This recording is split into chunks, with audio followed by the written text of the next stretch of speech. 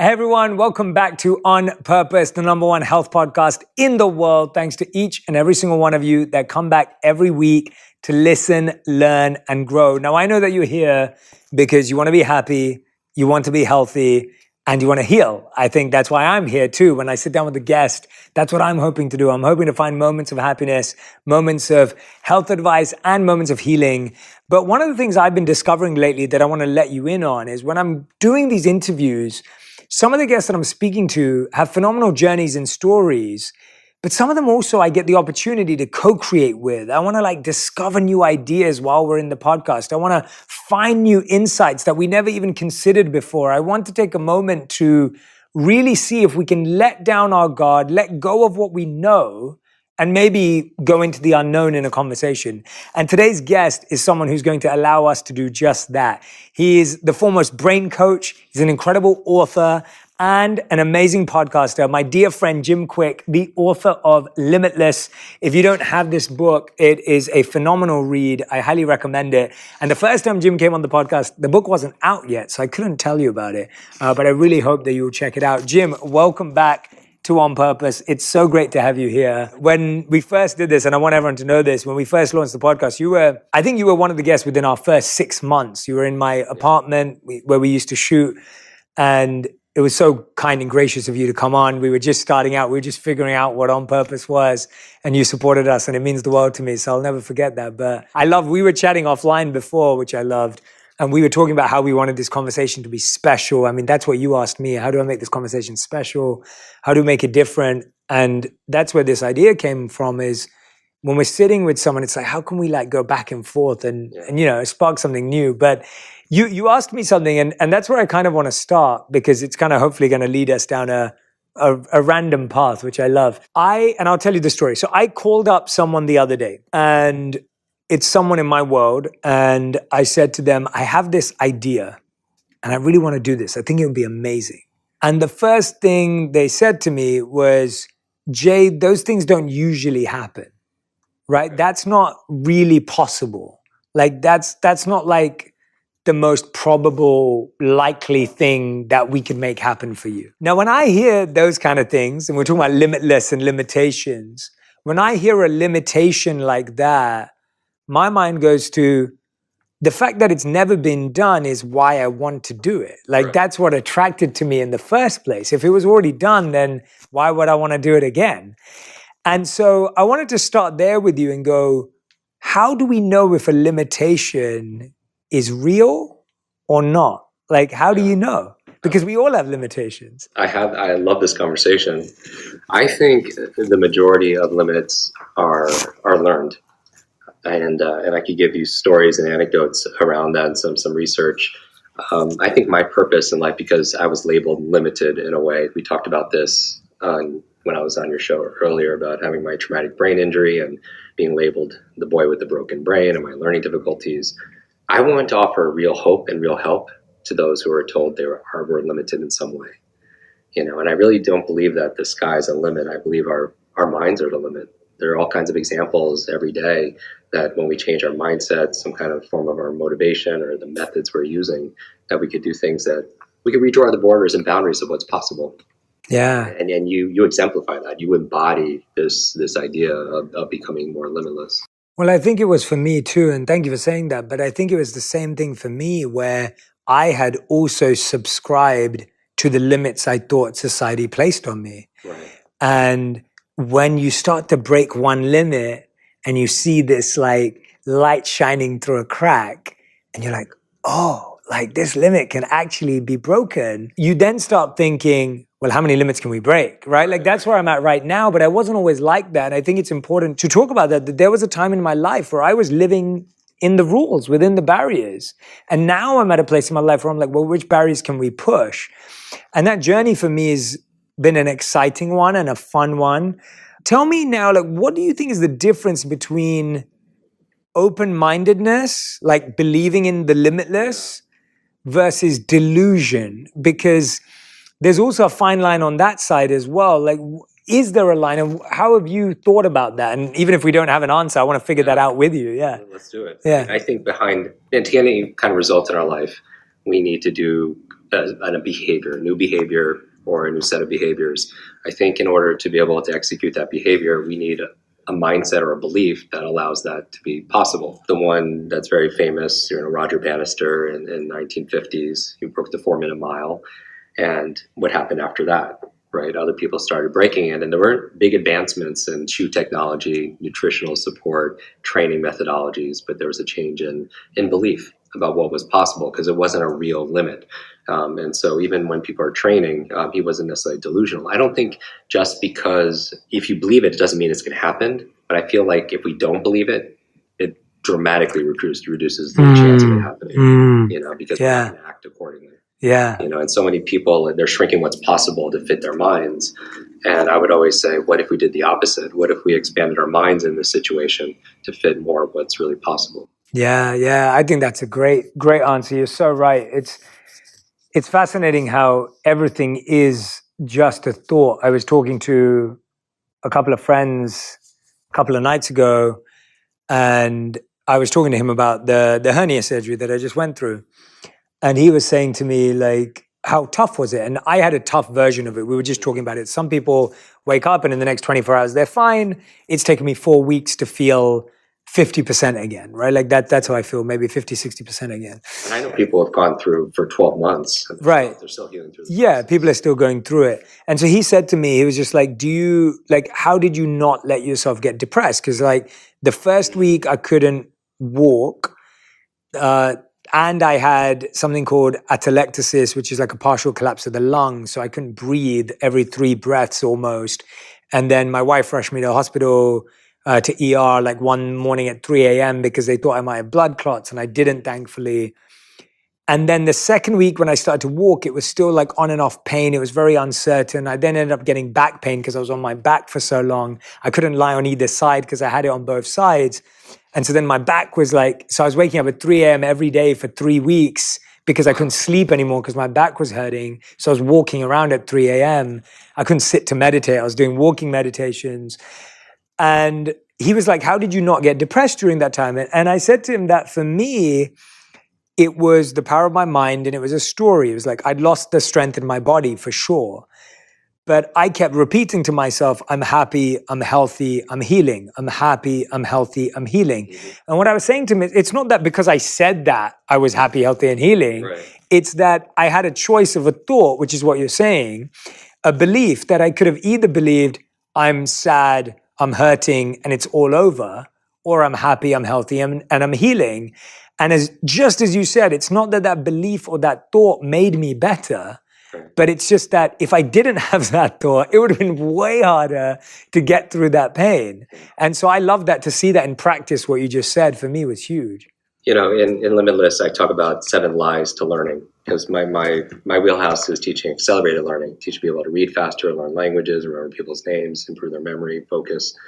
And lie for me stands for limited idea entertained. Limited idea entertained. And So good. It's getting us to self-reflect on, is it really that you're too old or you're not smart enough? People come to me at events after they see me do these memory demonstrations, or maybe I'll remember people's names or do something, and they'll say, Jim, I'm just not smart enough. I have a horrible memory.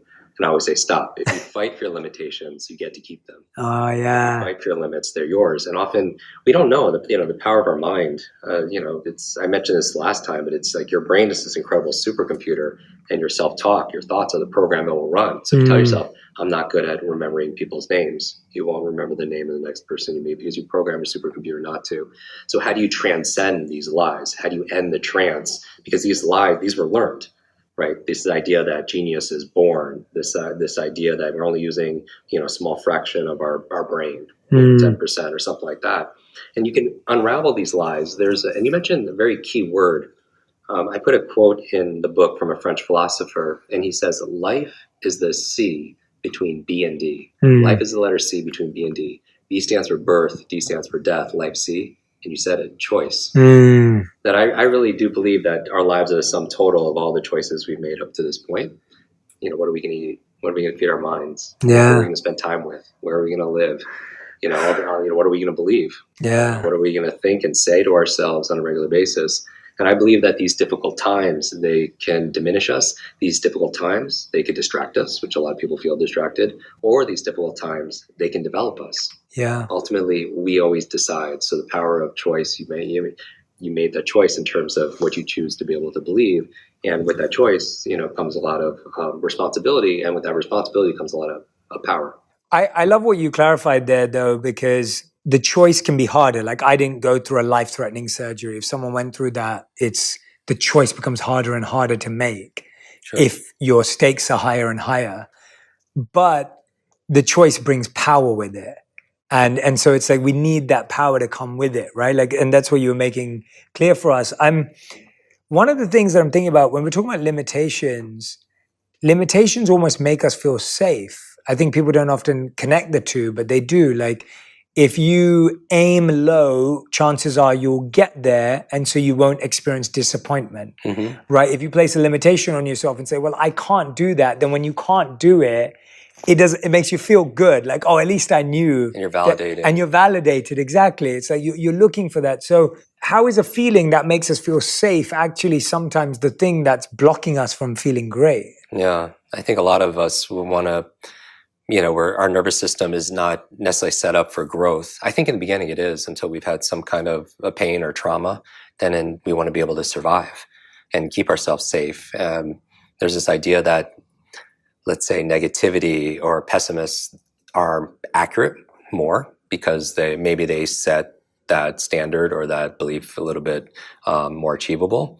But optimists maybe succeed more because of it, because they have that kind of moonshot idea or thinking. The brain really wants to keep you alive, right? And it doesn't want to change. It takes effort. It takes energy to be able to achieve their goals. There's this thing I saw on Twitter the other day saying life is hard for one of two reasons.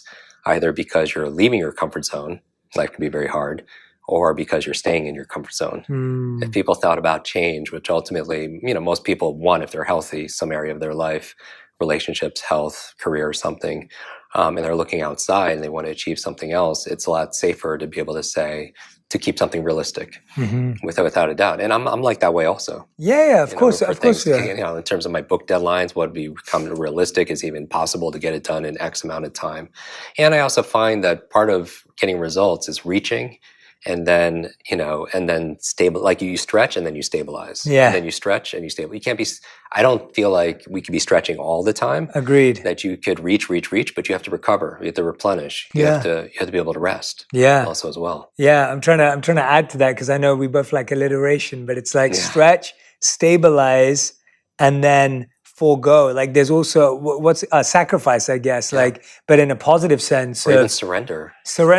Because I found that I definitely am shocked at my capacity with the amount of things I do today that I didn't know were ever possible. So if someone told me 10 years ago, Jay, one day you're going to do this, I would have said, no way, I can just do one thing.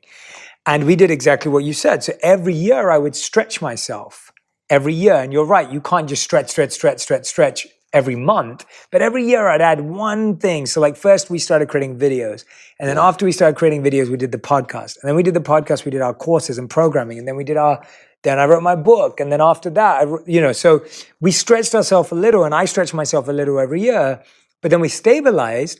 But I've also found that I've also had to let go of some things, sacrifice some things that once upon a time were really important to me, but today they're not as important. Yeah. And in order to stretch and stabilize, I had to learn to sacrifice too. And I think that's something we struggle with. Like, I think one of our biggest limitations is wanting to hold on to stuff. Yeah. Right? Like, it's like there's no space to shift away and hold on to something else if we're holding on to this. If I'm like, no, I want this to be there for the rest of my life, I'm missing out. Like, what about that kind of limitation where it's not a limitation that I think about myself? It's actually a limitation because I want something to be there, if that makes sense. Yeah, there is. Yeah. When we're talking about change or even transformation, the symbol for me is that of like many people, a butterfly. And while the beauty is in the butterfly, the growth is happening usually in that cocoon, in that chrysalis. And it's one of those things where there's this story where there's this kid playing in the backyard when his parents are in the house. and he comes across a caterpillar, and he wasn't allowed any pets, but he wanted to make this caterpillar his pet. So he runs in, talks to his parents, saying, "Can I keep it? Can I keep it?" And the mother says, "Yes, but you have to take care of it. You have to be able to feed it and everything." And she gives him a mason jar, puts a little hole in it, and then he goes there and he opens it up and he puts like leaves in there for the caterpillar to eat, and a little tree branch for it to climb. And then and one day, as you can imagine, it spins this cocoon, and the boy is enthralled, is bewildered at this process of life, but he gets a little impatient because he knows what's coming, right? That it's going to emerge as a butterfly, and then one day, lo and behold, you can see a little crack open up, but he gets impatient because it's taking too long. So he runs inside his house and he grabs scissors, and he walks back outside because he knows he's not supposed to run with those scissors, but he clips it, that hole open, to be able to allow it to be able to get free. But an interesting thing happened when this creature came out. It didn't look like a butterfly. It kind of looked like a butterfly, but it didn't really. The wings were very shriveled. The body was very swollen, and it didn't fly. This thing he was looking forward to. And he cries to his parents, and the parents ask what happened, and he was explaining how he cut it open, and they explained to him, because he was trying to make it easy for that creature didn't have to develop the strength, right? And actually, when it pushes through that hole is when it takes the fluids inside of its body, and it nourishes and goes out to the wings, and then it can become that butterfly and soar to new heights. And I guess I bring this up because I feel like even the past few years, people feel like maybe they were cocooning, and they were in this place and they were alone with their thoughts, alone with, their fears. They might be even feeling alone. And you and I have had many conversations about mental health and how our brain health is affecting our mental health. And I would say that through struggles, sometimes there's strength. My struggles growing up were learning. It was public speaking. Life has a sense of humor because that's all I do is public speak on this thing called learning. But disadvantage, within the word disadvantage, there's that word advantage, right? And I always feel like there's some kind of advantage within every disadvantage. Yeah, and it's hard to see that when you're in it. When you're inside the jar or inside the cocoon. Inside the cocoon, it's so hard to see it. But I think looking back at previous cocoons and seeing how you emerged is often the best bet you have. It's almost like, I remember when I was at school, I'd always be like, well, last year I did well in my exams, so how do I do well this year? Let me remember what I did last year. And that's a very small example, but even now it's like when I went through this surgery, the last surgery I had was when I lost my voice and I had polyps in my throat, which was around 10 years ago.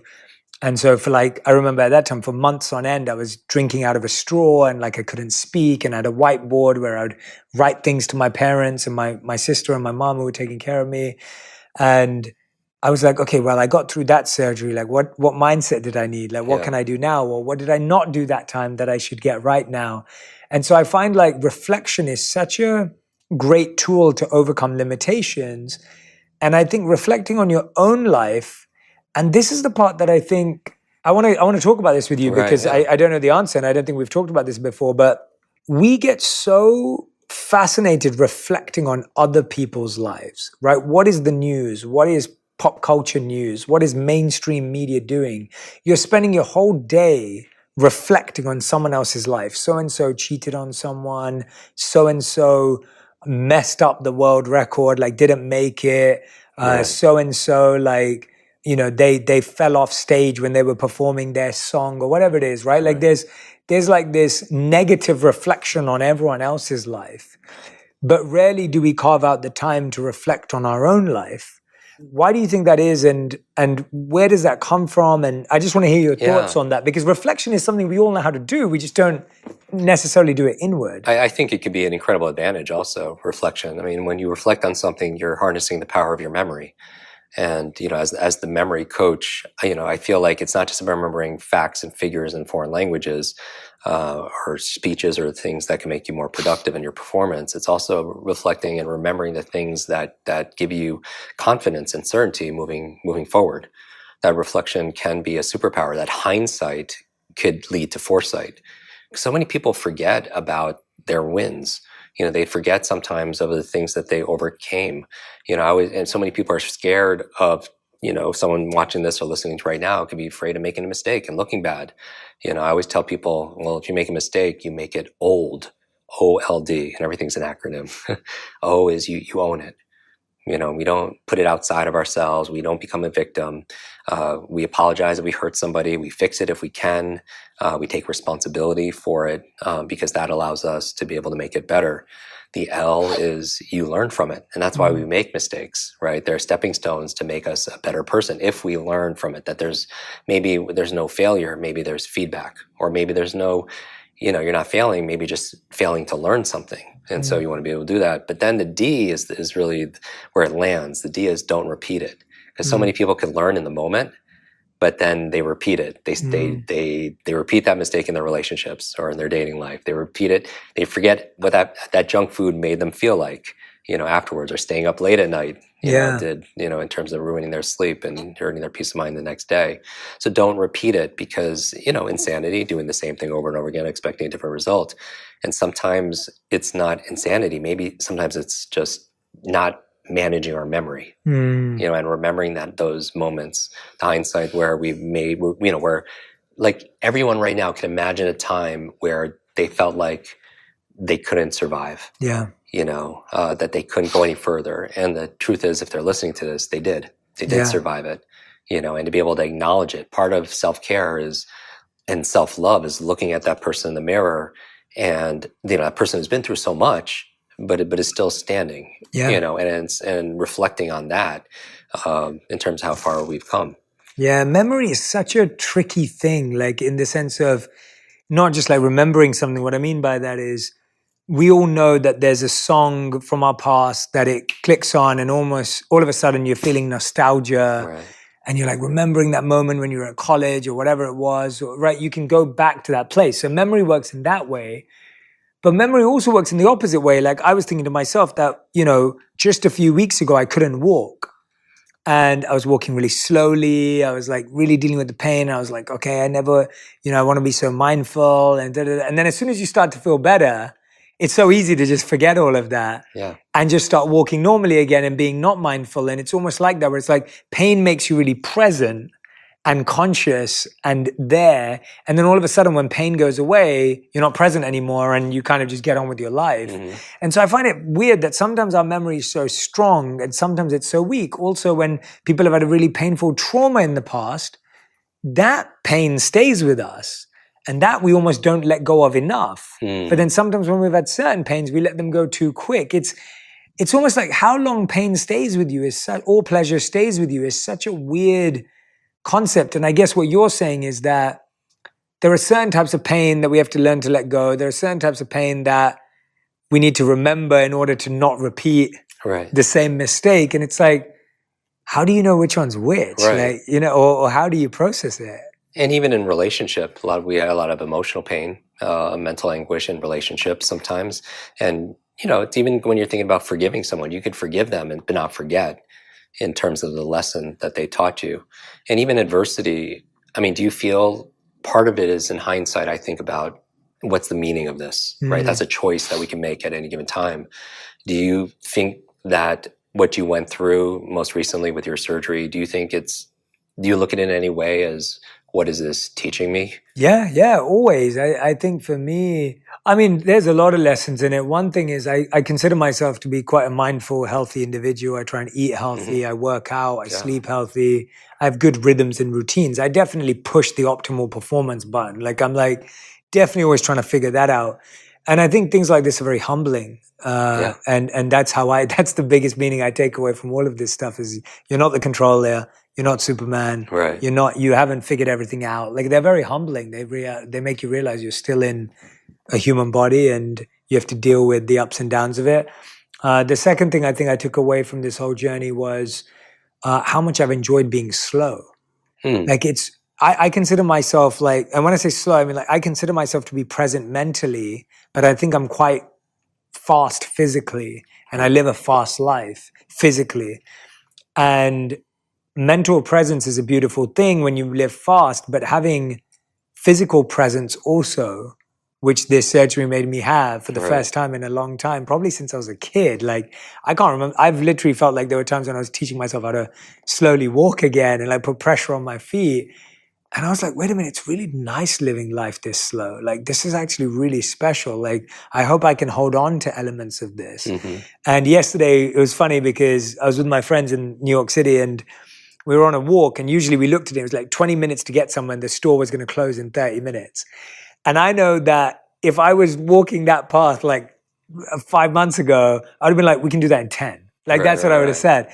And I said to my friend yesterday, I was like, look, I think I'm going to do it in probably like 23 minutes because I'm slower right now. Right. And so we're only going to get 7 minutes to the store. So if you guys want to go ahead, you guys go ahead and I'm going to walk at my pace. And we walked there. We got there in 23 minutes and it was absolutely fine. But it was even just me having that shift. I was like, wow, I'm really appreciating walking at this pace. Even though I could get more done before, there's a certain joy in moving at this pace. So I fully agree with you. I think there's so much meaning, so many lessons. And that is the only way to live. I mean, you know, if you don't live that way, it just ends up being another inconvenience. Well, we certainly everybody could have, we have this shared adversity, right? It comes in different forms. You know, I mentioned my challenges were learning, public speaking. As an adult, I had severe sleep issues from sleep apnea, obstructive. And I would, for 5 years, I slept 90 minutes a night. And it was just tearing my mind apart. That's crazy. Yeah, this is one of the things. And it wasn't straight. It was very interrupted. I would stop breathing. It was more of a genetic thing. And I would stop breathing 240 times a night. Each time was like 10 seconds. And I did a series of surgeries. And I know how humbling that could be.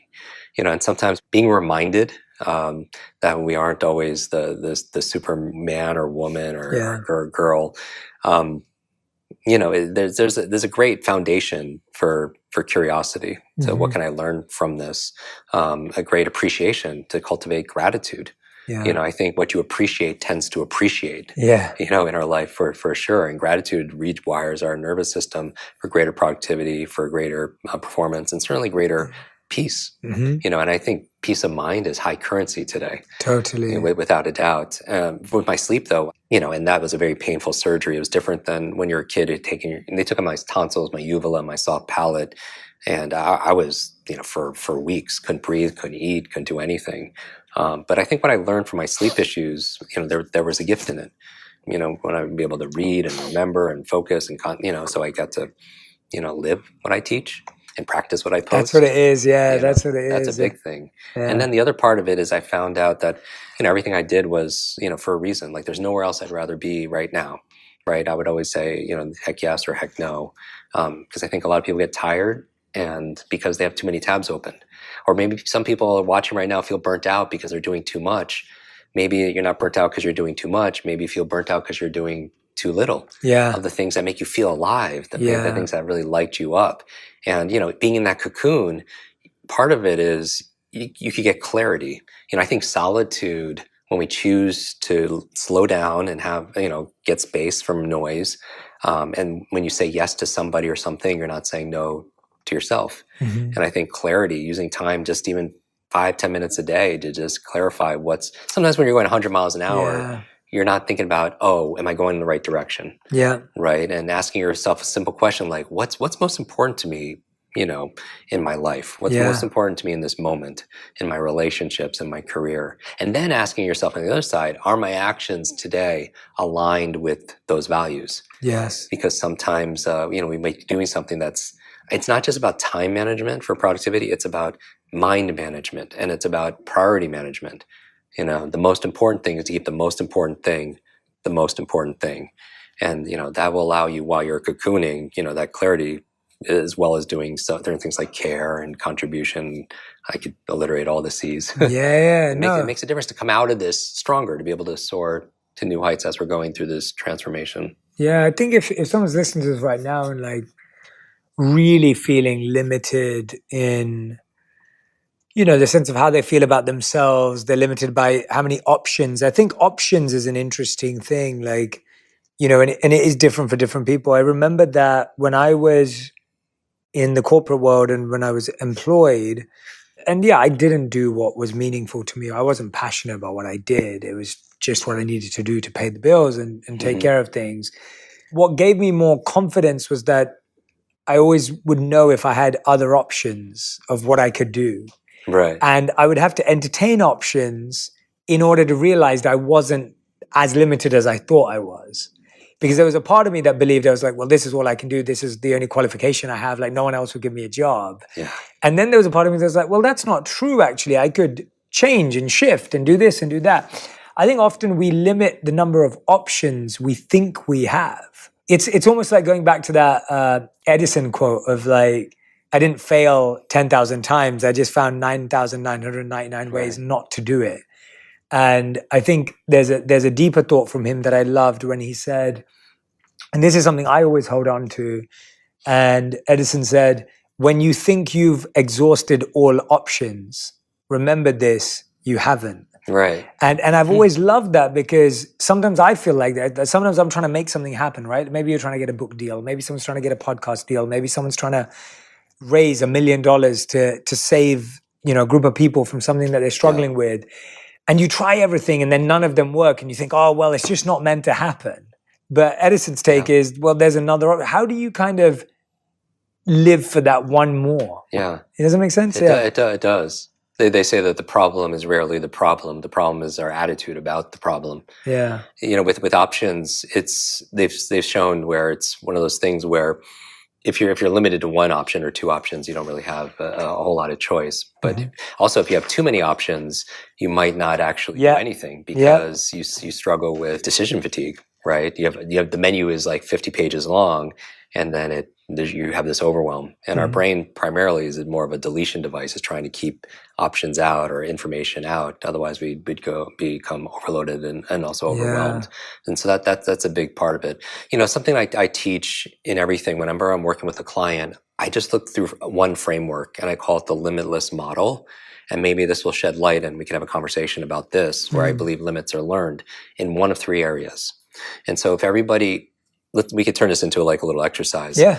If everybody could think of an area where you feel limited, all right? So just think of any area where you feel like, and limitless for me is not about like being perfect. Limitless is about advancing or progressing beyond what you currently believe or demonstrating is possible. And so if everybody thinks about an area of their health, maybe it's a relationship, where do you feel like you're stuck? Like you're not advancing? Where do you feel like you're in a box? Now that box by definition is three-dimensional. Right? And there's three forces that contain that box, but there are also these are the same three forces that will liberate you out of that box and help you become more limitless.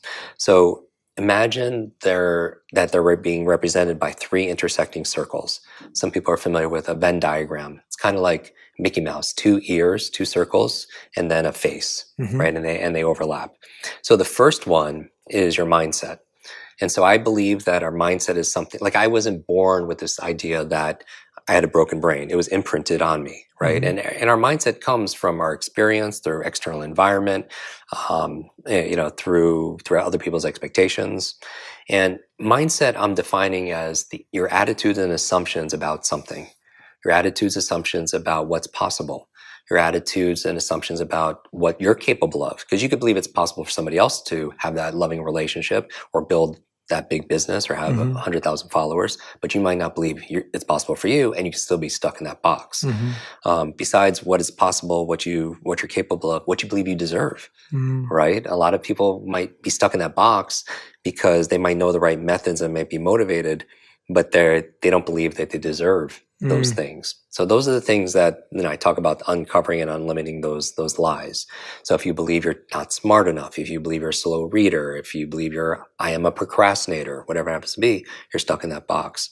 The second circle that you have to take into account besides mindset, and there are many interventions, by the way, like if you feel like you could identify a lie that, hey, I'm not smart enough, I don't have the resource, whatever it is, there are things that people have talked about on your show, whether it's emotional freedom technique, EMDR, hypnosis. There's ways of changing your belief systems, right? The second circle, though, is just as powerful. The second M, besides mindset, is motivation. And motivation, you could have a limitless mindset, but not be motivated to get out of that box. You might think everything is possible, I deserve it, I'm capable, but you're not motivated to get off the couch and do those things. For me, there's a simple formula for sustained motivation, and it's P, the letter P, times E times S3. And so if we were to do a thought experiment and say, what do you want to be motivated for? Maybe for some people it's to read every day. Leaders or readers. Somebody has decades of experience like you do. You put it into a book, think like a monk, and somebody sit down a few days and read that book. They could download decades and days, but they're not reading every day. Maybe they're really good at buying a book, but they're not good at reading that book. This is some people, right? They're very good at adding to cart, and it sits on their shelf and it becomes shelf-help, not self-help, right? But they're not motivated. And so maybe their mindset is, yeah, it's good to grow, but they're not motivated. So P stands for purpose. And what I mean by purpose is, and you're an expert at this, is just not just cognitive reasons, but how do you feel about something? Because we know we're not logical. We are more emotional, right? You mentioned that if there's a song that can take you back to when you're a child, it's that emotional feeling, that mood that got linked to that information. It's just like a food or a fragrance that can take you back to when you're a kid. So purpose, allowing yourself to feel the benefits instead of just, it has to go from your head to your heart to your hands. Right? And so allow yourself to feel that. But even if someone has purpose, they might not read because the E stands for energy, right? Some people, if they haven't slept because they have a newborn child, they can't focus, right? They can't have the mental fortitude. Or maybe they ate some junk food. And I don't think there's junk food. There's junk and there's food. But maybe they're in a food coma and they don't have the energy to study, right? So you have, we talk about the best brain foods, how to reduce stress, because it takes up a lot of energy. Your peer group could take a lot of energy out of you also as well. But let's say you have limitless purpose and limitless energy. The S3 are those small, simple steps. Those tiny little actions you could take. So maybe it's working out and that's too big, or going back to reading. Maybe it's reading a chapter is too big for someone who doesn't do that. Maybe just opening the book is a small, simple step. Reading one line is a small, simple step. Maybe working out an hour a day is tough. Maybe getting your running shoes on. Maybe getting yourself to the gym is a small, simple step. I think little by little, a little becomes a lot, and so that's really the key, is consistency. Because if you're persistent, you could achieve it. But if you're consistent, you get to keep it. Right? It's the difference between something being attainable and sustainable over time. And then finally, the last M are the methods. Once you have a limitless mindset, you have a limitless motivation, you could be doing old methods and still not get to where you need to go. Old methods of sales, old methods of learning, old methods of health. And you wonder why you're still stuck in that box. And so when's the last time we took time to upgrade our knowledge, our skills, our abilities? So those are the 3 M's. And if people draw that out or even imagine that, you'll notice that the 3 M's overlap and they create 3 I's too, where mindset and motivation cross over. The first I is inspiration, right? Because it changes. What's inspiration? Something that changes your mindset about what's possible. And also you're a little bit motivated. You have some drive and purpose, but you might not have the methods. You might not have the instruction, right? So you're still stuck in that box. Where mindset and methods cross over, you believe it's possible in your mind and you know what to do, the methods. That's the second I, which is ideation. It just stays an idea, right? But nothing's happening because you're not motivated.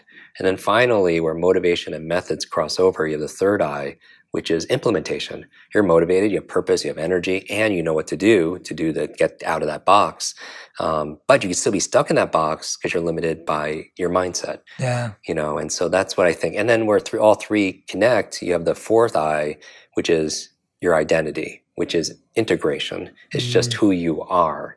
And that's really the goal. So my conversation with becoming more limitless is about redrawing, like where are we stuck? And I think once you could identify, it's, let's say someone can't remember names. Is it my mindset? Do I believe I'm just too old or I have a horrible memory? Or maybe that's not the case. Maybe it's, hey, I don't have a purpose. I don't have a reason to remember their names. Right? Or I'm just really tired. Or I don't have the methods. I was never taught. There's no class on how to remember names. And then it gives you your agency back. It gives Such you a phenomenal, it gives you power back also. It's such a phenomenal framework. It's such a fantastic framework. And I know it's in the book Limitless. It's such a great framework, and I love the way you break things down because, like you said, I think often we just spend too much time or we waste too much time just trying to figure out what the issue is. Right. And it's one of those 3. And once you know that, then you can break it down. And I think you've just given people a real map to say, hey, which area you're struggling with whatever limit they chose. And it works for yourself. And also it's a map you could use with people around you. Yeah. It's a lens when you're working with your kids and they're not doing something that they know they should do. Yeah. You know, is it their mindset? Do they not believe in themselves? Do they not believe they're capable? Do they not believe they deserve it? Mm-hmm. Or maybe they have no purpose to Mm-hmm. clean their room or to study these things. You know, if it's Yeah. not relevant to them, they're probably not. And so you know what to address. Maybe they're just, we have to work on optimizing their energy because you don't have energy, you do it. Right. Yeah. It's this whole Yeah, idea, yeah. you take your nouns in your life and turn them into verbs. You don't have focus. People are thinking, that's my problem, Jim. I'm watching this because I don't have focus. But you don't have focus, you do it. There's a process for focusing. You don't have a memory. There's a process of encoding, storing, and retrieving. You know, you don't even have energy. There's a process for generating energy. You know, as our friend Brendan Burchard talks a lot about, you know, a lot that, you know, you generate this kind of energy. And there also, it can be the methods. Sometimes it's simply learning better tools also as well. So you could use it with your friends. You can work with your team. And this works micro and it also works macro. This works at a cultural level. It works at the level of community. It works at the level of your country. There's a set mindset about, you know, what may be around certain issues, right? And it's really hard to create change or becoming more limitless, you know, based on certain mindset around maybe fairness and equality, whatever it happens to be. Yeah. Or maybe these people in power, maybe they don't have purpose, you know, or maybe they're being incentivized to keep things in a certain way, or maybe they lack energy or resources, or maybe they're using old methods for leadership or making change, right? So it could happen micro or macro. That's unbelievable. Yeah, I love that. I love the framework even more hearing it from you. It's just, I'm trying to think of so many areas in my life where I'm like, okay, which one am I struggling with, right? Like which one is it where we haven't got it right or we haven't figured it out? And I think if everyone just took a few moments today to reflect on that one area of their life that they want to work on and identify it, with that process, when we start to do it, you know, who we're around, we always have known that, like who we're around is such a big deal. Our friends, our family, our community, like these things have a huge impact on us, right? Like negativity is contagious, like so many people say that they feel drained by the people around them or their family, or that when they share a new big idea with someone that they love, they're often met with resistance. Like I hear this so often. Yeah. And when you think about limits, you think about what you said, like you weren't born with limits, you had limits placed on you. But we either get to choose to accept or reject those limits. But it's really hard. It's really hard for people to reject a limit placed on them by someone they love and trust. Walk us through that a little bit. Like, let's think out loud about that. Like when someone has their mother or their father or someone they really respect place a limit on them. Right. You want that person to root for you. You want that person for you to win. Yeah, we all need people to encourage us, to be able to challenge us, to be able to cheerlead for us, to believe in us. And if we haven't found that person yet, then you know, my advice would be to be that person. Yeah. Be that person for somebody else. Especially be that person for yourself, right? You know, we talked about last time in this conversation the difference between a thermostat and a thermometer.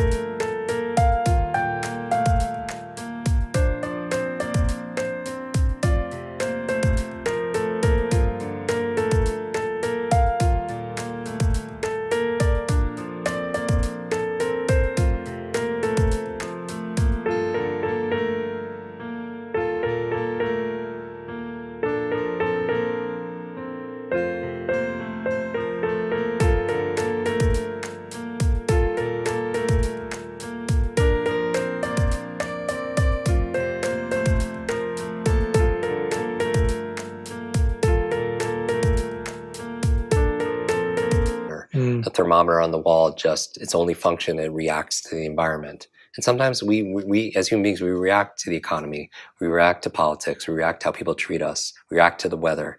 But we know through studies done on people who are most successful, at least the ones that are happiest and most fulfilled, they don't react as much as they respond, right? They're a thermostat. A thermostat doesn't react to the environment. it gauges, it knows the temperature in this room, but it also what? It sets a temperature, and the environment reacts to it. So it's that agency. Last time you and I talked about some of the people that I get to be able to spend time with and coach, and what I learned from those people. And one of them I mentioned was Stan Lee. And it wasn't just his playfulness, and his passion for what he did. It was also responsibility. I remember I picked him up for dinner one day, evening, and I asked him, like, I need to know this, because I remember I couldn't read. I taught myself how to read by reading comic books. I tell him that whole story because it brought the words to life. But I said, who's your favorite? Who's your favorite? And he says, Jim, my favorite is Iron Man. And he says, Jim, who's your favorite? And he had the Spider-Man tie. And I was like, Spider-Man. And he says, without a pause, in his iconic voice, with great power comes great responsibility, right? And truthfully, I reverse a lot of things I see, I read, I hear, maybe because of my brain injuries as a child, and I heard something totally different. I was like, Stan, you're right. With great power comes great responsibility. And the opposite is also true. With great responsibility comes great power. When we take responsibility for something, we have great power to make things better. And the thing is, when we make excuses or we complain, it's probably all valid. It's probably true, right? But it doesn't make anything better. Right? So we use a lot of our focus, our attention, our energy when it could be better well spent, because we can't be upset by the results we didn't get from the work we didn't do. Right? And so when we take personal responsibility, we have the power to make things better. And I would say part of responsibility is our peer group certainly affects things. I always say watch. It affects our words. Right? The words, we started adopting the same language patterns as people around us, started using the same phrases. The our actions. We start doing the same behaviors as people around us also as well, good and bad, what we eat. So it's not just our neurological networks, it's our social networks, right? And who we spend time with is who we become. We start believing their same standards and their expectations for us, right? The T in watch is we start mirroring the thoughts of the people around us. We start thinking the same way about ourselves as other people think about us.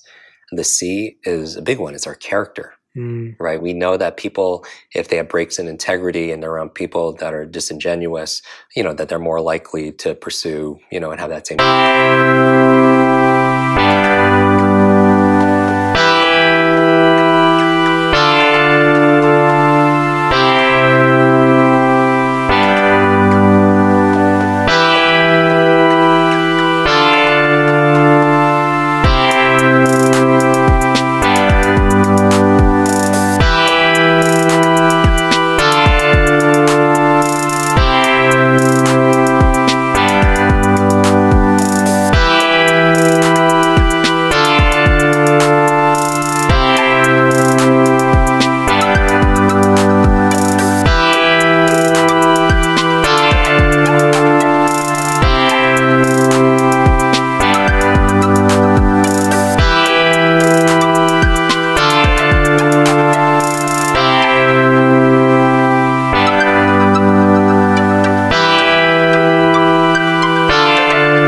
Standard. I saw recently a quote that said, integrity is measured by the distance between someone's lips and their life. And I just wow, I just got goosebumps. Yeah, that's powerful. I love that. I call them truth bumps, but it's the character. And then finally, the H in watch are habits. We start adopting the same routines and the habits of the people that we spend time with. So we have to stand guard to the doors of our mind, right? And we have these mirror neurons that's constantly in our nervous system that are constantly imitating the people around us. And so we can love our family and we can love our friends, but when our lives are fueled by the expectations and beliefs and opinions of other people, then we're going to run out of gas, right? Good, bad, and indifferent. Part of it is owning that agency, saying that, yes, it's hard. When people don't believe in you, and like that's, I was very blessed. I think, I won the lottery when it came to my parents. They immigrated here. They're not the most spiritual. They've never had a green juice. They don't do yoga. They're not the most health conscious or, read personal development books, but they're just really good people. They do they're hardworking. They're very, very kind. So I feel like everything that's good that's come out of, that I've ever done is I credit to them. Anything that's falls short, it's all on me. So I'm very blessed. And it's not so much about the resources you have, because we didn't have any education, we didn't have any money. We lived in the back of a laundromat that my mom, worked at, didn't have any connections or network or anything, back then. And so I would say that if there's somebody else that has survived and even thrived, in those same kind of situations, that I do believe that genius in any of its form, I'm not talking about IQ, that it's built, that it's not born. It's built around that we shouldn't be shrinking our lives and our dreams to meet this current situation. Instead, don't downgrade your dreams to meet this current situation. What if we upgraded our mindset? What if we upgraded our motivation? What if we upgraded the methods we're using to be able to meet our destiny? Jim, that is so powerful. I mean, that one statement, the reframe, I've heard that. I'm a big Marvel fan, as you know, and to hear that reframe of that statement, with great responsibility comes great power. That's a universal principle. It's almost like, if you think about it, that when you take on a great responsibility, everything in the universe conspires to help you with it. And so the amount of help you get is about how much healing you're trying to bring. And that's really beautiful and powerful. I mean, that's going to stay with me for a long time. That's a really, really special insight. And I want to make sure that everyone goes out and grabs a copy, if you don't already, of Limitless by Jim Quick. The 3M model is in this book and broken down step by step. As you saw and heard, Jim is a highly systematic, logical thinker. And so if you want really practical, key advice on all of these ideas and insights, then make sure you go and grab a copy of this book. Jim, I want to thank you for teaching us all how to be limitless today and break through our limitations. I want to thank you for doing it in your own life. Thank your parents too for doing what they did. That was beautiful to hear that. And I'm always here to support and be right with you, whatever you're doing. So thank you so much, man. Yeah, I appreciate it. And thank you to your entire community. I believe the world right now, so many people feel like they're dimming themselves, their message, to be able to, because they don't want their light to shine in other people's eyes. And I feel like we need to be doing the opposite now more than ever. That we need a better, brighter world. And I think that there's a version of ourselves and our family is our purpose, everything, that's patiently waiting. And the goal is we show up every single day until we're introduced. Well said. Well said. Jim Quick, everyone. Make sure that you tag me and Jim on Instagram, on Twitter, on TikTok, whatever platform you're using. Let us know what you learned, what you took away, what you've gained from this conversation. We're going to be back next week, of course, with another incredible episode of On Purpose. Thank you for